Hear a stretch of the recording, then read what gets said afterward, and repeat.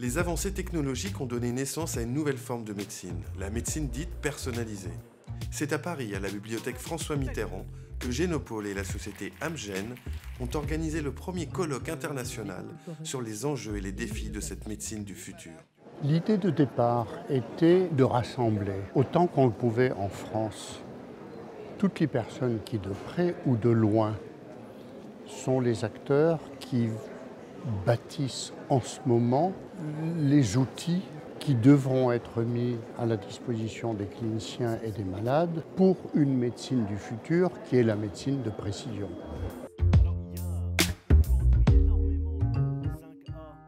La médecine dans le futur, ça va être une médecine qui va être de plus en plus personnalisée, ça c'est sûr. J'ai donné la définition de médecine personnalisée, préventive, prédictive, centrée sur le patient, précise. Et donc c'est quelque chose qui va nous permettre vraisemblablement de saucissonner un certain nombre de maladies courantes en certaines maladies rares, et chacune de ces maladies rares aurait idéalement son traitement spécifique qui nous permettrait de bien cibler le bon patient au bon moment avec le bon traitement. C'est l'exemple du cancer qui, dans les dernières années, a fait des progrès considérables car l'identification de marqueurs génétiques a permis de définir de nouveaux traitements. Au cœur de la médecine du futur, il y a donc la génomique et le séquençage de notre ADN, avec à la clé une avalanche de données à analyser, ce que l'on surnomme le big data. Désormais, c'est aux ingénieurs et informaticiens de rendre ces données utilisables.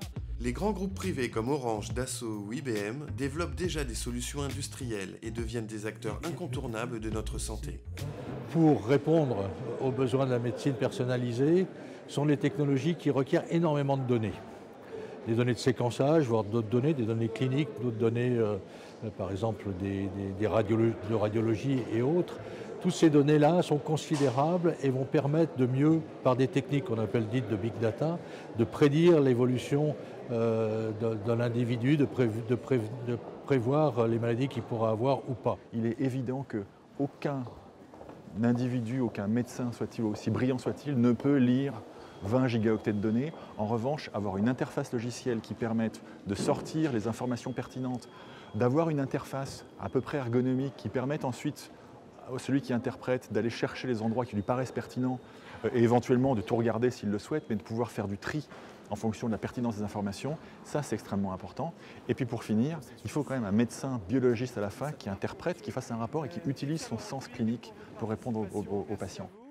Il doit séquencer dans les années qui viennent 100 000 génomes de Britanniques. Il en a déjà fait 10 000, mais je ne vais pas tout dire, c'est à lui de l'expliquer. Please, sir, can you come with me on stage? Merci de l'applaudir.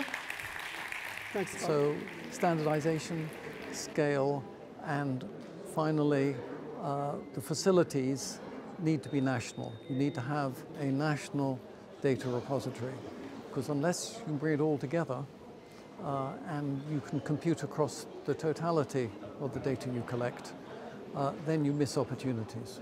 Bien sûr, ça pose des problèmes éthiques qu'on connaît, ils sont assez évidents, mais il ne faut pas attendre que les problèmes éthiques soient résolus pour ouvrir les données. Je vous propose d'accueillir comme prévu Madame Marisol Touraine, ministre des Affaires sociales, de la Santé et des Droits des Femmes. Madame Touraine.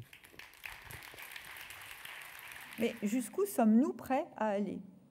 Et sommes-nous tous prêts à la même chose? Au-delà de la question du consentement et de l'utilisation des données, parce que sous prétexte de l'open data et dans la loi de modernisation du système de santé, on ouvre les données de santé de façon tout à fait importante, mais ça n'est pas parce qu'on ouvre les données de santé qu'on ne doit pas apporter toutes les garanties de protection en termes de vie privée notamment. Aujourd'hui, la technologie est prête. Mais il reste encore à vérifier que cette révolution en marche est compatible avec notre système de santé et de protection sociale. On a fait des études médico-économiques. C'est vrai que le fait de donner une thérapie ciblée sur la base de l'expression d'une anomalie génétique fait gagner énormément d'argent à la sécurité sociale puisqu'elle évite des traitements totalement inutiles chez la majorité des patients qui ne vont pas être porteurs de cette anomalie. L'innovation, il doit être absolument clair qu'elle profite ou qu'elle doit profiter à tous, en tout cas à tous ceux qui en ont besoin. Il n'est pas question, il ne serait pas admissible de faire évoluer le système de santé français vers un système dans lequel l'innovation serait un luxe réservé à quelques privilégiés. Ça ne peut se faire qu'avec l'engagement de l'État. Tous les modèles que nous voyons aux États-Unis, en Angleterre, même en Hollande, dans nos collègues, c'est au niveau de l'État, au niveau du gouvernement que doit se mettre en place cette initiative. Car ça ne peut pas être des initiatives privées par quelques centres de recherche. On ne répondrait pas au domaine de santé publique, aux défis de santé publique que pose l'accès au diagnostic génétique et à tout ce que cela implique. Microelectronic revolution transformed the world in the second half of the 20th century. The thing that will transform the world in the 21st century is the unpicking of the genome.